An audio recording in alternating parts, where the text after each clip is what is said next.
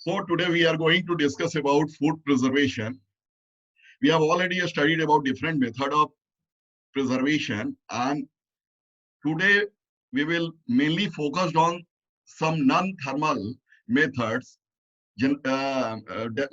recently developed, and now people have started using it in different industry. So we have already studied that the method we are using for preservation, they simply ensures the safety and quality of food.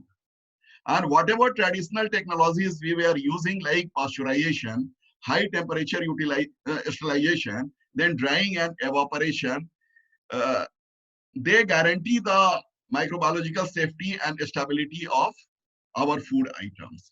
And they simply destroy whatever contaminating microorganisms present in the system. And at the same time, they are responsible for destroying some of the important nutrients which are generally found in our food items, uh, especially heat sensitive vitamins and polyphenols.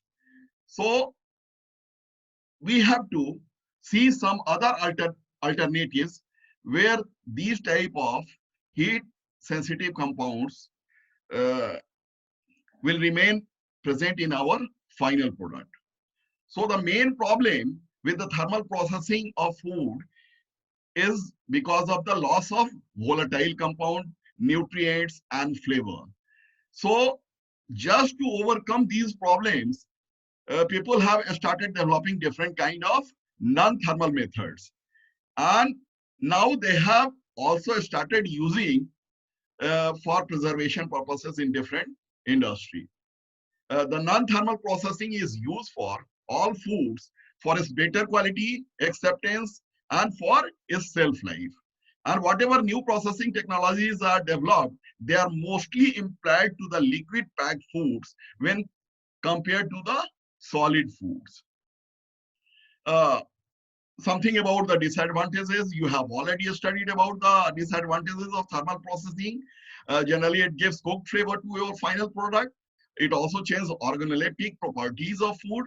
Then alteration of nutritional properties, generally because of the protein denaturation process, then loss of heat labile vitamins and some volatile flavors. And it has been observed that most of the methods used in thermal processing are energy expensive one. So automatically, uh, people have started thinking about some kind of non-thermal processing treatment. So non-thermal processing methods are used generally for bulk quantity of foods. And these methods are used for food preservation and mainly used in the large scale production.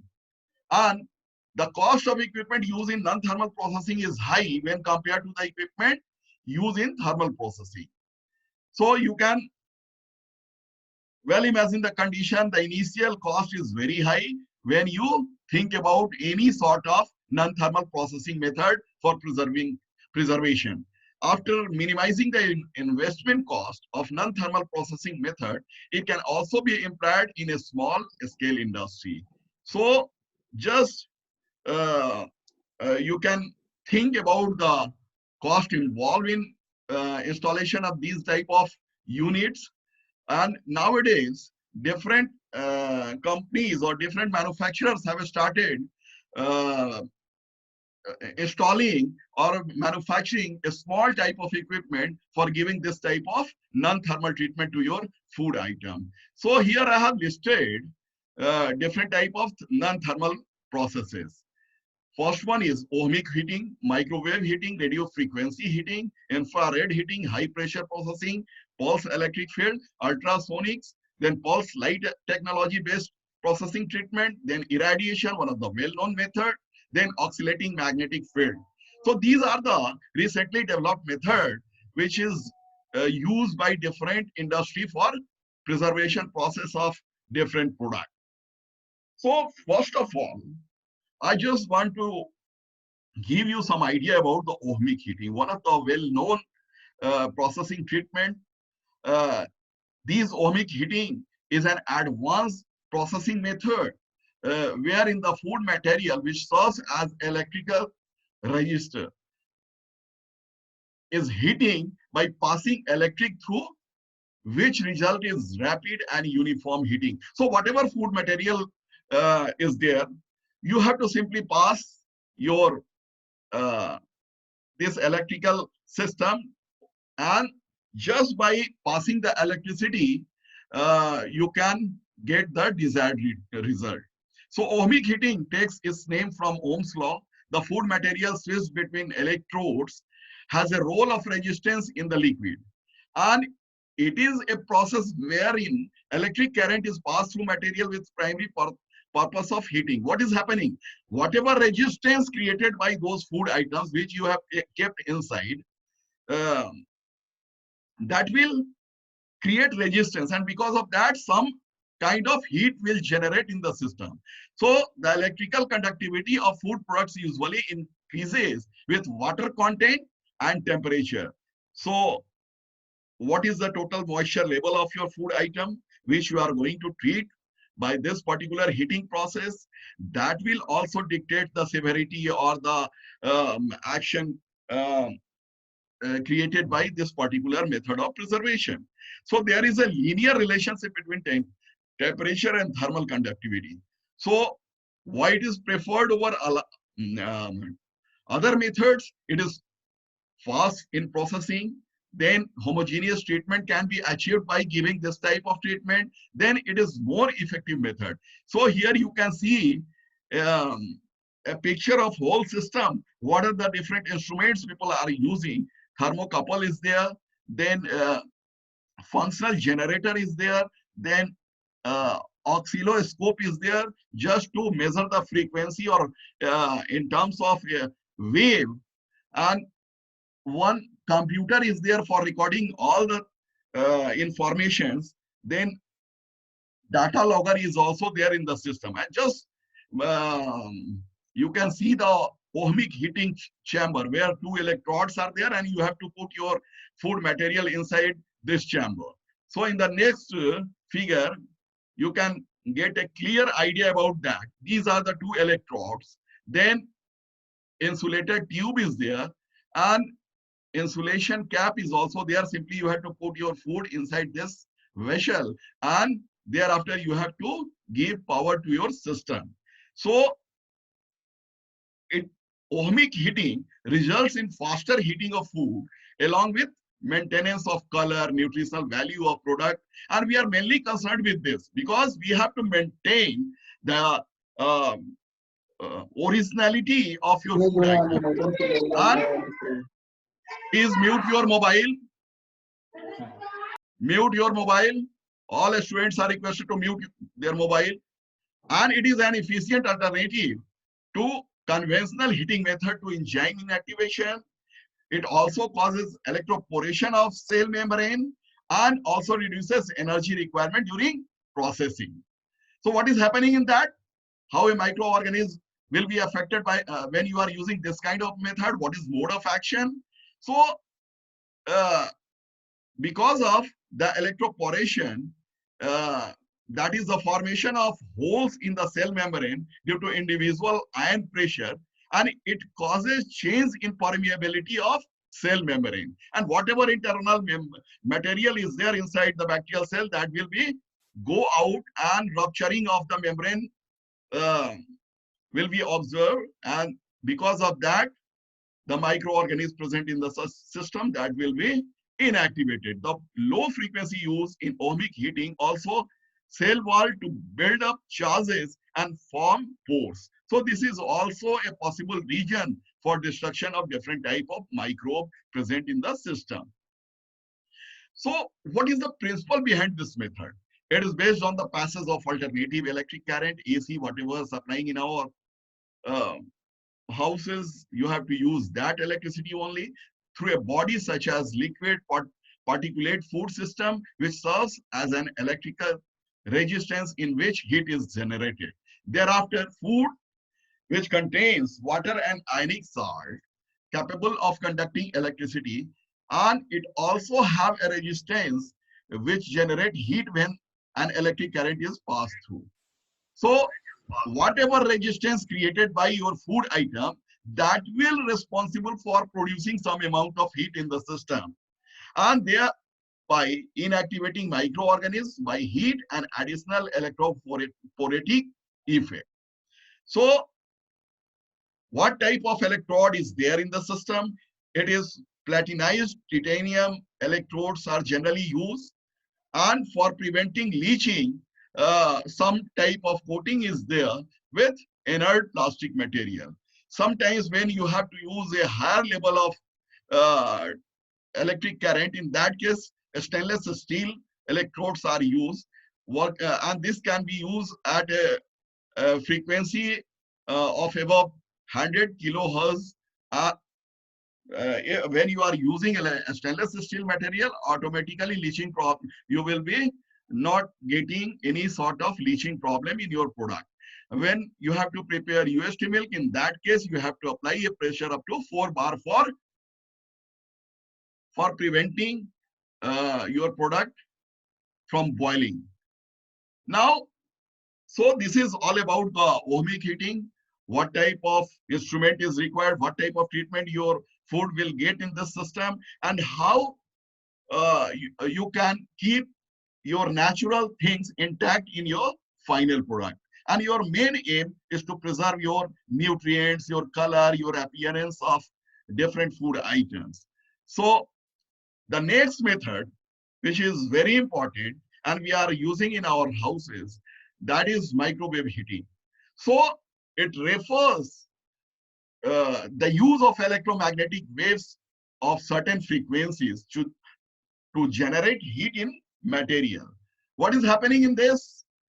Container are there of different sizes. Simply you have to put your food in place fixed for those containers inside the microwave oven, and thereafter the oven is activated and food at the edge of the container heats faster, and the temperature gradient develops between the center and the edges. Now, what is the mechanism involved in this type of heating process or this type of preservation process? The mechanism, dipolar interaction, is observed in this kind of preservation technique. Polar molecules such as water molecules inside the food will rotate according to the alternating electromagnetic field, and the rotation of water molecules would generate heat inside the food item, which is responsible for cooking purposes. So what is happening in this? Microwave cause molecules in the food to vibrate, and this creates heat that cooks the food, and heat from the food warms the container that the food kept in it, and the outer surface or some areas get more microwave, resulting in uneven cooking. So these type of problems sometimes you get. So automatically, for avoiding this type of problem, rotation of disk is required. So you have, there is a knob fix on the monitor.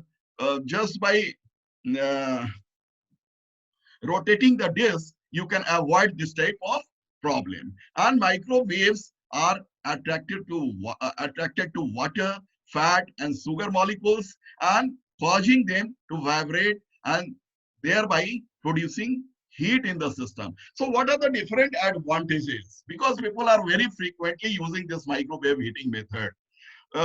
So advantages are listed in the left side, that is fast volumetric heating, higher drying rate, then short drying time, enhanced quality of the product, then reduce energy consumption, and the operating cost is lower.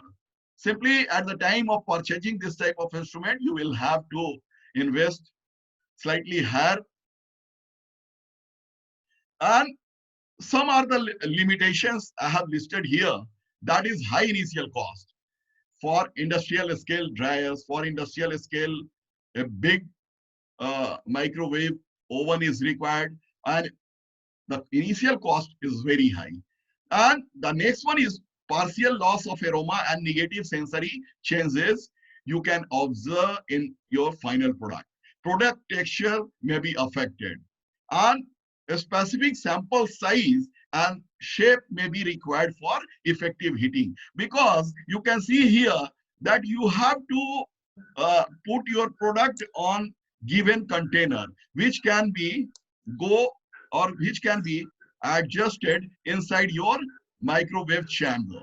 Now it is very important to know the mode of action. How your bacteria or your microorganisms can be affected by using this method. So it is uh, bacteria, yeast and mold, all can be inactivated by using this method. So main sites of damages in bacteria, nucleic acid and the lipid of the cell membrane. So you have to remember this thing, that what are the main sites of damage. Please mute your mobile. I'm again requesting you people. So now the other mode of action are membrane lipid degradation, changes in permeability of the cell membrane, then leaching out of cell component and inhibition of the DNA replication. So these are the actions generally found by this method. Whenever you are applying this microwave heating system, you will get destruction of different type of microbes because of these things. And you have to remember all these points. What are the possible action by this preservation technique you will get. Then the indirect effect, that is inhibitory effect of free radical produced by the radiolysis of water. Now, this is all about the microwave heating system. The third most important method is pulse electric field technology method. It is a non-thermal food preservation technology, and it involves the discharge of high voltage electric pulses, that is up to 70 kilovolt per centimeter into the food product. And the food product is generally placed between two electrodes. Inside also, we are placing our food product in a container, and in the both side, two electrodes are there. Pulse electric field is also called high electric field pulses, and it is generally applicable for different type of food items. And in this, it is the application of very high field electric strength for a very short time to foods placed between electrodes, and it uses short electric field pulses to preserve food. And for its working intensity should be in between 10 to 80 kilovolt per centimeter, and it depends upon the quality of your food and the handling condition you have already given during transportation and during procurement. So food is capable of transferring electricity because of the presence of several ions. You have idea about all this, that what different type of ions are there in the system. And when an electric field is applied, electric current flows into the liquid food and is transferred to the each point of the liquid because of the charged molecule present. So this is the most important thing, that whatever particles are there, ionic particles are there in the system, that will affect that charge particles, and the food product experiences a force per unit charge called electric field, which is responsible for the cell membrane breakdown in the microorganisms and interact with the charged molecules of the food. So just by this, some kind of destruction will be created in the system, and ultimately it will preserve your food item. This is the whole system. You can see there is control and monitoring panel is there.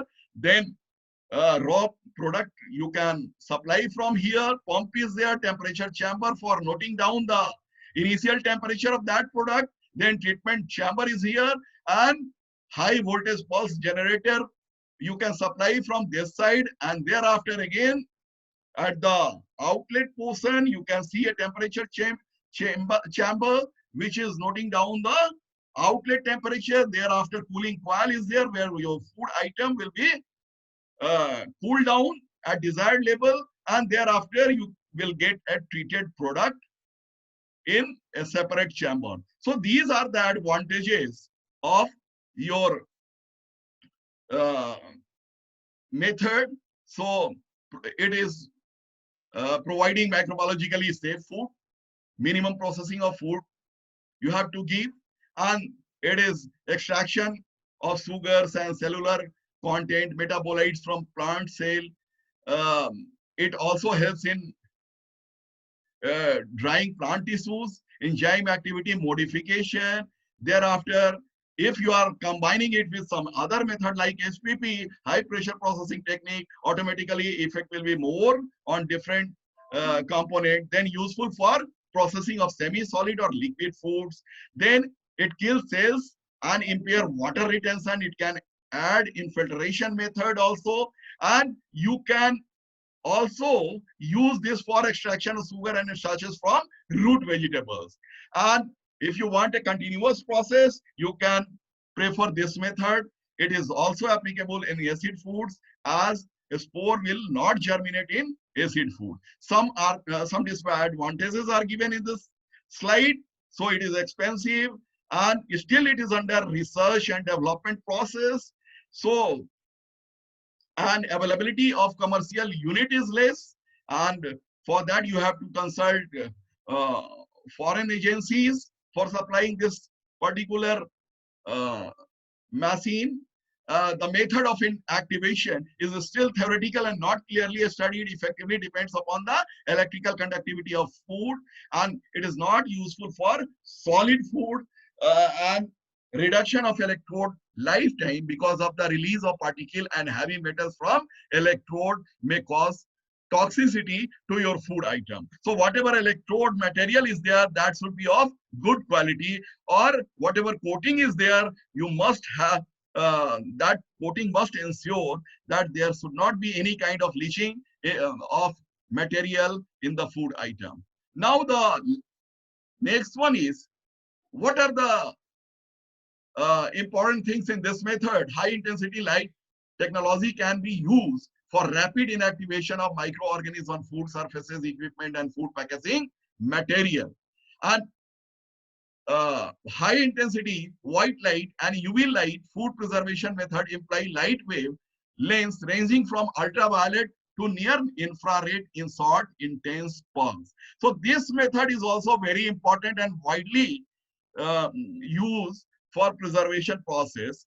And what are the specificity of this particular method? Pulses of light used for food processing application typically emit 1 to 20 flashes per second of electromagnetic energy. So in this, we are using our electromagnetic energy for treating our food item. And it is generally accepted that UV light plays a critical role in microbial inactivation. It is well established in different type of food industry how people are utilizing this UV light. We are also using for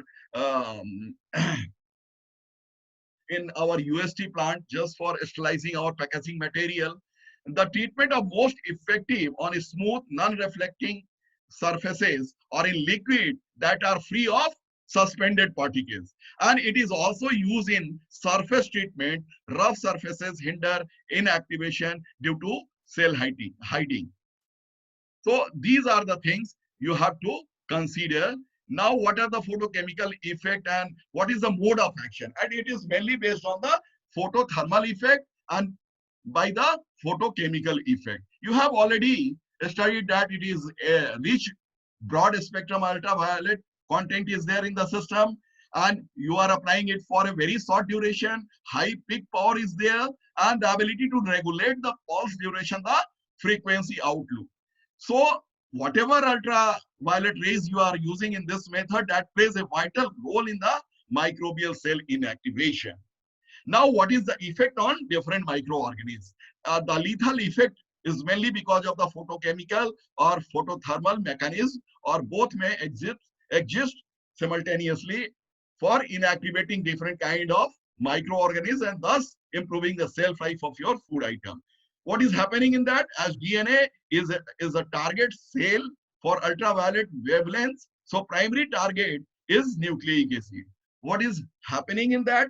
Conjugated carbon and carbon double bond is there in the food item. Then ultraviolet lights absorbed on that food item. Thereafter, changes in the DNA and RNA structure will be observed and created in the food item. And it is not possible by the enzymes present in the system to repair these changes. And ultimately, what will happen? The dimer inhibits the formation of new DNA chains in the process of cell replication and thus resulting in the collagenic death of affected microorganisms by this ultraviolet which you are applying in the system.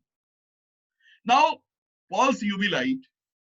This pulse UV light is a technique to inactivate surface microorganisms using short pulses of intense broad spectrum of white light in the spectrum band between 200 to 280 nanometer.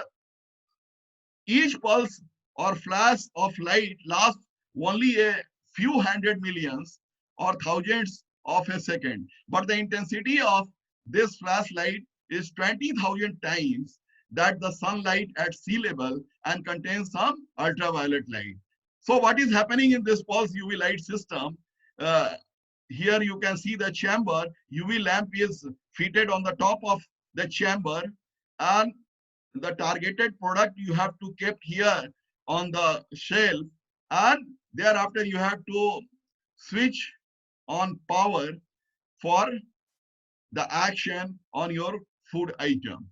So just by giving this type of treatment, you can preserve your food. Now, in today's lecture, our last topic is high pressure processing. It is a well-known method, and nowadays in dairy and food industry, people have started using this particular method. And this method is also known as hydrostatic pressure and ultra high pressure processing of food. So high pressure processing uses up to 900 megapascal to kill many of the microorganisms found in foods. Or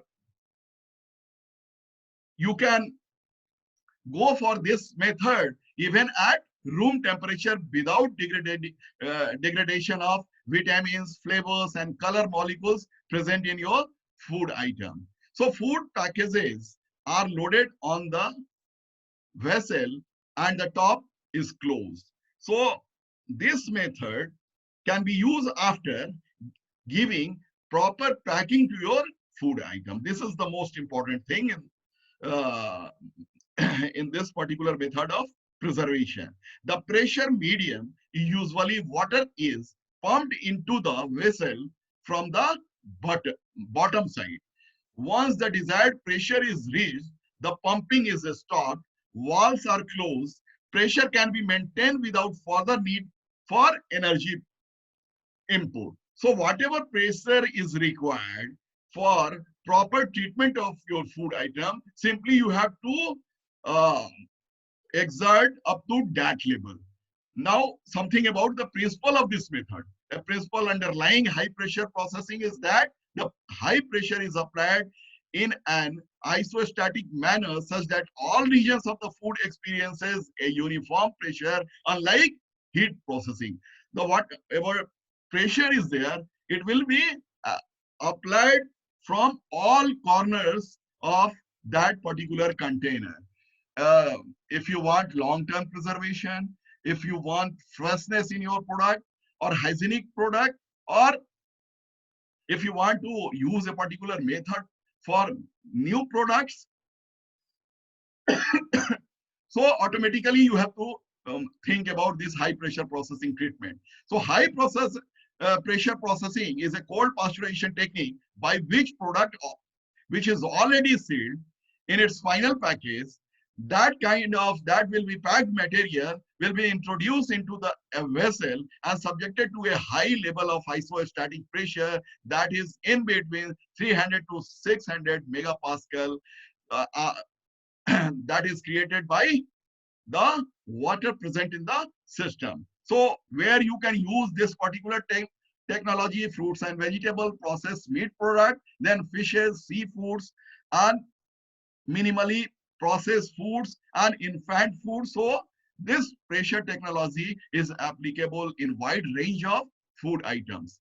So what is happening on different microorganisms? You just see this high pressure processing technology can kill microorganisms by interrupting their cellular function without the use of heat, and that can